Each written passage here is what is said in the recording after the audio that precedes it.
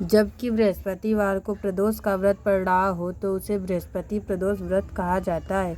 इस व्रत को करने से शत्रु भय नहीं रहता है और शत्रु का नाश होता है होने में भी सहायता मिलती है। बृहस्पति प्रदोष व्रत की कथा। एक बार इंद्र और वृत्रासुर में भयंकर युद्ध हुआ। तब देवताओं ने दैत्य सेना को पराजित कर नष्ट कर दिया। अपना विनाश देखकर वृत्रासुर अत्यंत क्रोधित हो गया और अपनी माया से उसने अत्यंत विकराल रूप धारण कर लिया। उसके विकराल स्वरूप को देखकर सभी देवता भयभीत हो गए और उन्होंने बृहस्पति देव का आवाहन किया। तब बृहस्पति देव ने कहा, हे देवताओं, यह वृत्रासुर पूर्व समय में चित्ररथ नामक राजा था। एक समय चित्ररथ घूमता हुआ कैलाश पर्वत पर चला गया।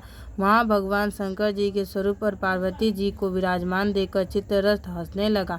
चित्ररथ को हंसता हुआ देखकर पार्वती जी क्रोधित हो गईं। उन्होंने कहा, हे दुष्ट, तूने सर्वव्यापी देवादिदेव महेश्वर के साथ ही मेरी हंसी उड़ाई है, अतः तुझे इसका फल भोगना पड़ेगा।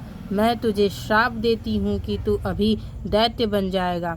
पार्वती जी के श्राप से वह चित्ररथ उसी क्षण दैत्य बन गया और वृत्रासुर के नाम से प्रसिद्ध हुआ। फिर उसने गंधर्व पर्वत पर उग्र तप करके शिव जी को प्रसन्न किया। तब करके शिव जी को प्रसन्न कर लिया, इसलिए अब तुम इसे जीत नहीं पा रहे हो। तुम लोग बृहस्पति प्रदोष व्रत करो, तभी तुम उस महाबलशाली दैत्य पर विजय प्राप्त कर पाओगे। यह सुनकर सभी देवता प्रसन्न हुए और उन्होंने बृहस्पति प्रदोष व्रत विधि विधान से किया। तब उन्होंने दैत्य वृत्रासुर पर विजय प्राप्त की और फिर सुखपूर्वक रहने लगे।